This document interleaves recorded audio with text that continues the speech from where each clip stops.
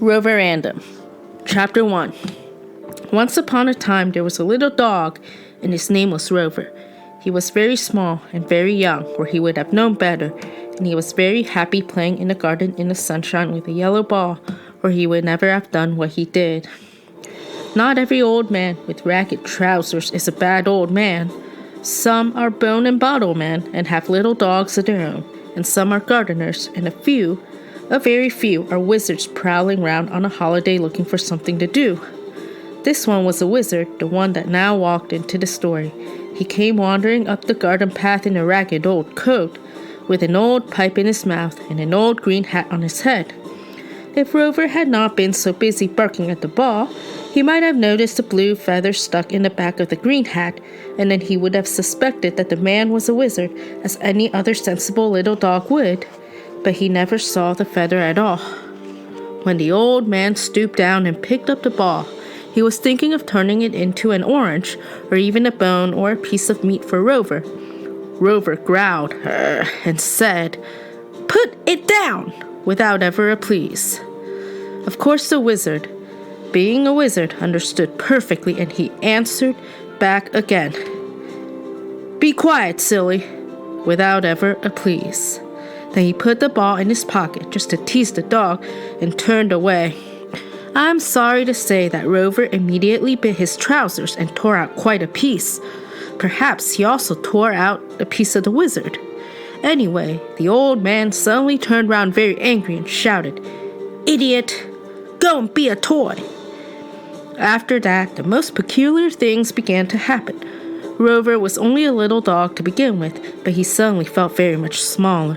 The grass seemed to grow monstrously tall and way far above his head, and a long way away through the grass, like the sun rising through the trees of a forest, he could see the huge yellow ball where the wizard had thrown it down again.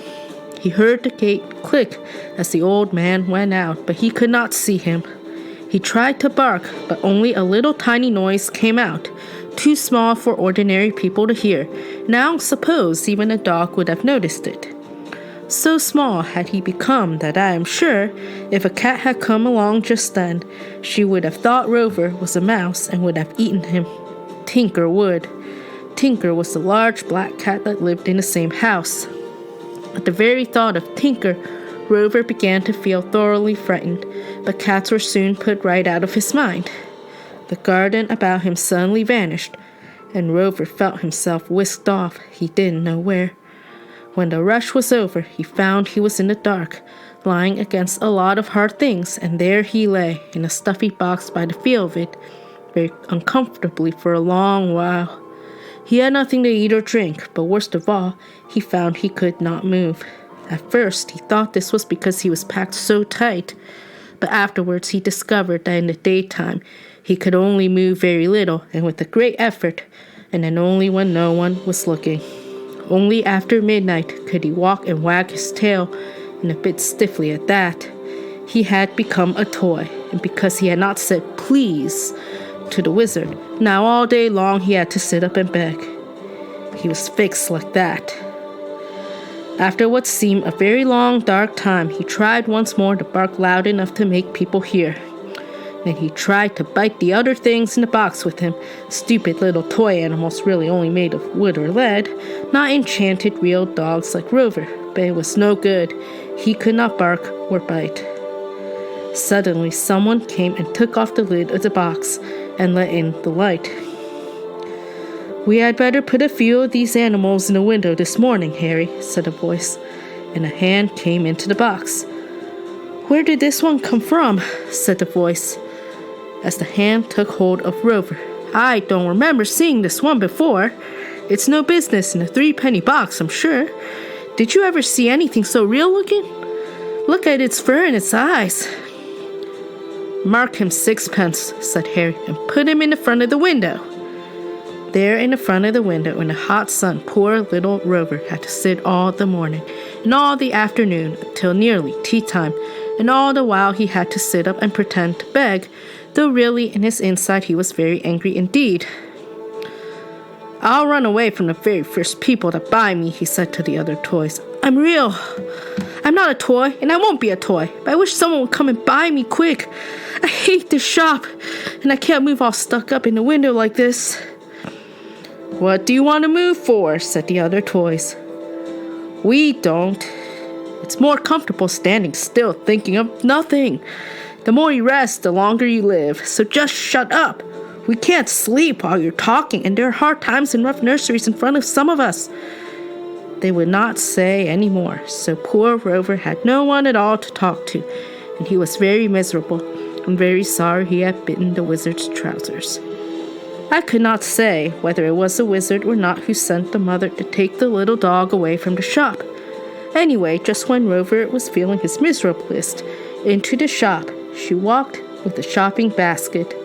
She had seen Rover through the window and thought what a nice little dog he would be for her boy. She had 3 boys, and one was particularly fond of little dogs, especially of little black and white dogs. So she bought Rover, and he was screwed up in paper and put in her basket among the things she had been buying for tea. Rover soon managed to wriggle his head out of the paper. He smelt cake, but he found he could not get at it, and right down there among the paper bags he growled a little toy growl. Only the shrimps heard him when they asked him what was the matter. He told him all about it and expected them to be very sorry for him, but they only said, "How would you like to be boiled? Have you ever been boiled?" "No, I've never been boiled, as far as I remember," said Rover. "Though I've sometimes been bathed, and that is not particularly nice, but I expect boiling isn't half as bad as being bewitched." "Then you certainly have never been boiled," they answered. "You know nothing about it. It's the very worst thing that can happen to anyone. We are still red with rage at the very idea." Rover did not like the shrimps, so he said, "Never mind, they will soon eat you up, and I shall sit and watch them." After that, the shrimps had no more to say to him, and he was left to lie and wonder what sort of people had bought him. He soon found out. He was carried to a house, and the basket was set down on a table, and all the parcels were taken out. The shrimps were taken off to the larder, but Rover was given straight away to the little boy he had been bought for, who took him into the nursery and talked to him. Rover would have liked the little boy if he had not been too angry to listen to what he was saying to him. The little boy barked at him in the best dog language he could manage. He was rather good at it. But Rover never tried to answer. All the time he was thinking he had said he would run away from the first people that bought him, and he was wondering how he could do it, and all the time he had to sit up and pretend to beg while the little boy patted him and pushed him about over the table and along the floor. At last night came, and the little boy went to bed, and Rover was put on a chair at the bedside, still begging until it was quite dark. The blind was down, but outside the moon rose up out of the sea, and laid the silver path across the waters that is the way to places at the edge of the world and beyond for those that can walk on it. The father and mother and the 3 little boys lived close by the sea in a white house that looked right out over the waves to nowhere. When the little boys were asleep, Rover stretched his tired, stiff legs and gave a little bark that nobody heard except an old, wicked spider up a corner. Hoof! Then he jumped from the chair to the bed, and from the bed he tumbled off onto the carpet, and then he ran away out of the room and down the stairs and all over the house. Although he was very pleased to be able to move again, and having once been real and properly alive, he could jump and run a good deal better than most toys at night, he found it very difficult and dangerous getting about. He was now so small that going downstairs was almost like jumping off walls, and getting upstairs again was very tiring and awkward indeed. And it was all no use. He found all the doors shut and locked, of course, and there was not a crack or a hole by which he would creep out. So poor Rover could not run away that night, and morning found a very tired little dog sitting up and pretending to beg on the chair, just where he had been left. The 2 older boys used to get up when it was fine and run along the sands before their breakfast. That morning, when they woke and pulled up the blind, they saw the sun jumping out of the sea, all fiery red, with clouds about his head, as if he had had a cold bathe and was drying himself with towels. They were soon up and dressed, and off they went down the cliff and onto the shore for a walk, and Rover went with them. Just as little boy 2, to whom Rover belonged, was leaving the bedroom, he saw Rover sitting on the chest of drawers where he had put him while he was dressing. "He is begging to go out," he said, and put him in his trouser pocket. But Rover was not begging to go out, and certainly not in a trouser pocket. He wanted to rest and get ready for the night again, for he thought that this time he might find a way out and escape, and wander away and away, until he came back to his home and his garden and his yellow ball on the lawn. He had a sort of idea that if once he could get back to the lawn, it might come all right, the enchantment might break, or he might wake up and find it had all been a dream. So as the little boys scrambled down the cliff path and galloped along the sands, he tried to bark and struggle and wriggle in the pocket. Try how he would, he could only move a very little, even though he was hidden and no one could see him. Still, he did what he could, and luck helped him.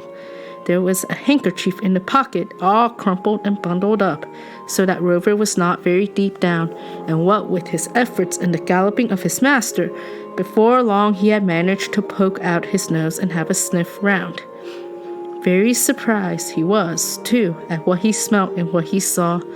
He had never either seen or smelt the sea before, and the country village where he had been born was miles and miles from sound or snuff of it. Suddenly, as he was leaning out, a great big bird, all white and gray, went sweeping by just over the heads of the boys, making a noise like a great cat on wings. Rover was so startled that he fell right out of the pocket onto the soft sand, and no one heard him. The great bird flew on and away, never noticing his tiny barks, and the little boys walked on and on along the sands, and never thought about him at all. At first, Rover was very pleased with himself. "I've run away! I've run away!" he barked, toy barking that only other toys could have heard, and there were none to listen. Then he rolled over and lay in the clean, dry sand that was still cool from lying out all night under the stars. But when the little boys went by on their way home and never noticed him, and he was left all alone on the empty shore, he was not quite so pleased. The shore was deserted except by the gulls, beside the marks of their claws on the sand, and the only other footprints to be seen were the tracks of the little boys' feet. That morning they had gone for their walk on a very lonely part of the beach that they seldom visited. Indeed, it was not often that anyone went there, for though the sand was clean and yellow, and the shingle white, and the sea blue with silver foam in a little cove under the gray cliffs, there was a queer feeling there, except just that early morning when the sun was new. People said that strange things came there, sometimes even in the afternoon, and by the evening the place was full of mermen and mermaidens, not to speak of the smaller sea goblins that rode their small seahorses, with bridles of green weed right up to the cliffs and left them lying in the foam at the edge of the water. Now the reason of all this queerness was simple. The oldest of all the sand sorcerers lived in that cove. Samoths, as the sea people call them in their splashing language. Samothos Samothides was this one's name, or so he said, and a great fuss he made about the proper pronunciation. But he was a wise old thing, and all sorts of strange folk came to see him, for he was an excellent magician, and very kindly to the right people into the bargain, if a bit crusty on the surface. The merfolk used to laugh over his jokes for weeks after one of his midnight parties, but it was not easy to find him in the daytime. He liked to lie buried in the warm sand when the sun was shining, so that not more than the tip of one of his long ears stuck out, and even if both of his ears were showing, most people like you and me would have taken them for bits of stick. It is possible that old Samothos knew all about Rover. He certainly knew the old wizard who had enchanted him, for magicians and wizards are few and far between, and they know one another very well, and keep an eye on one another's doings too, not always being the best of friends in private life.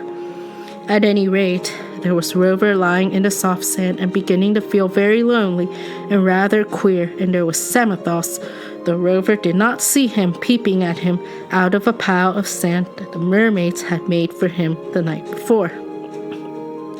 But the sand sorcerer said nothing, and Rover said nothing. and breakfast time went by, and the sun got high and hot. Rover looked at the sea, which sounded cool, and then he got a horrible fright.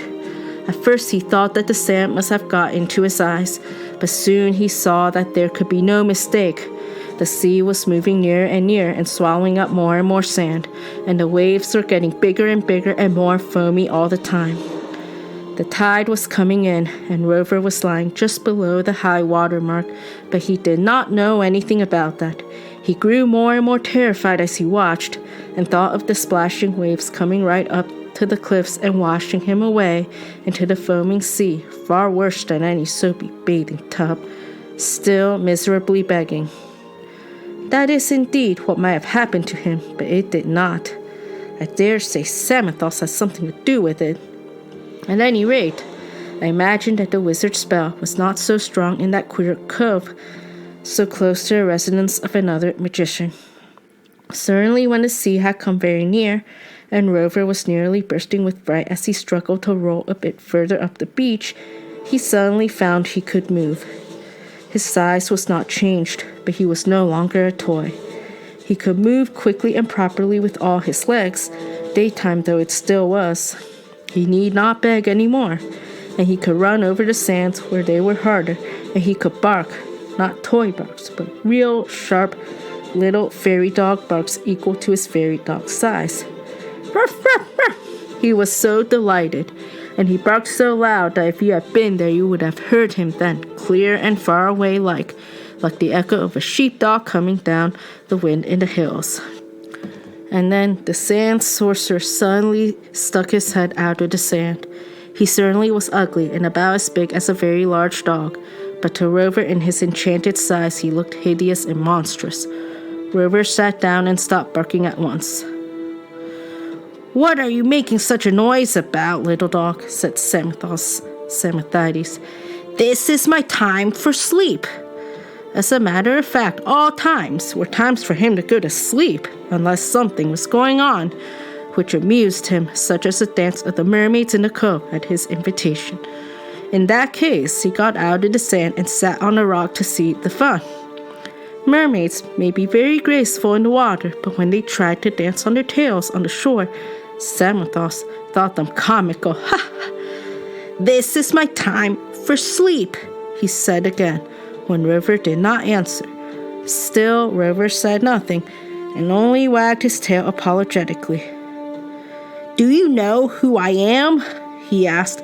"I am Samothos, Samothides, the chief of all the Samothists." He said this several times very proudly, pronouncing every letter, and with every P he blew a cloud of sand down his nose. Rover was nearly buried in it, and he sat there looking so frightened and so unhappy that the sand sorcerer took pity on him.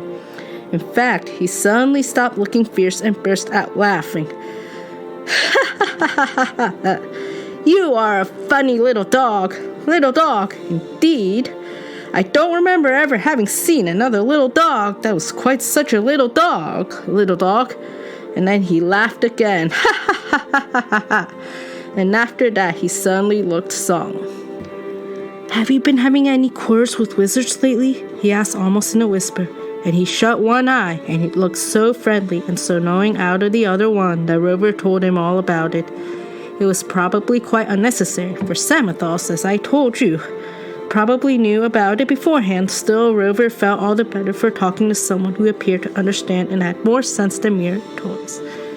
"It was a wizard, all right," said the sorcerer, when Rover had finished his tale. "Old Artaxerxes, I should think from your description. He comes from Persia, but he lost his way one day, as even the best wizards sometimes do, unless they always stay at home like me. And the first person he met on the road went and put him on the way to Persia instead. He has lived in those parts except on holidays ever since. They say he is a nimble plum gatherer for an old man, 2,000 if he is a day, and extremely fond of cider. But that's neither here nor there." By which Samothos meant he was getting away from what he wanted to say. "The point is, what can I do for you?" "I don't know," said Rover. "Do you want to go home?" I'm afraid I can't make you your proper size, at least not without asking Artaxerxes' permission first, as I don't want to quarrel with him at the moment. But I think I might venture to send you home. After all, Artaxerxes can always send you back again if he wants to. Though, of course, he might send you somewhere much worse than a toy shop next time if he was really annoyed. Rover did not like the sound of this at all, and he ventured to say that if he went back home so small, he might not be recognized except by Tinker the cat, and he did not very much want to be recognized by Tinker in his present state.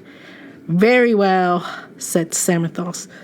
"We must think of something else. In the meantime, as you are real again, would you like something to eat?" Before Rover had time to say, "Yes, please! Yes, please!" there appeared on the sands in front of him a little plate with bread and gravy and 2 tiny bones of just the right size, and a little drinking bowl full of water with "Drink, puppy, drink" written round it in small blue letters. He ate and drank all there was before he asked, "How did you do that? Thank you." He suddenly thought of adding the thank you, as wizards and people of that sort seemed rather touchy folk. Samothrace only smiled, so Rover lay down on the hot sand and went to sleep, and dreamed of bones, and of chasing cats up plum trees only to see them change into wizards with green hats who threw enormous plums like mirrors at him. And the wind blew gently all the time and buried him almost over his head in blown sand. That's why the little boys never found him, although they came down into the cove specially to look for him as soon as Little Boy 2 found he was lost. Their father was with him this time, and when they had looked and looked till the sun began to get low and tea-time-ish, he took them back home and would not stay any longer. He knew too many queer things about that place. Little Boy 2 had to be content for some time after that with an ordinary 3-penny toy dog from the same shop, but somehow, though he had only had him such a short while, he did not forget his little begging dog. At the moment, however, you can think of him sitting down very mournful to his tea, without any dog at all, while far away inland, the old lady who had kept Rover and spoiled him when he was an ordinary proper-sized animal was just writing out an advertisement for a lost puppy, white with black ears and answers to the name of Rover. And while Rover himself slept away on the sands, and Samothrace dozed close by with his short arms folded on his fat tummy. But when the little boys went by on their way home and never noticed him, and he was left all alone on the empty shore,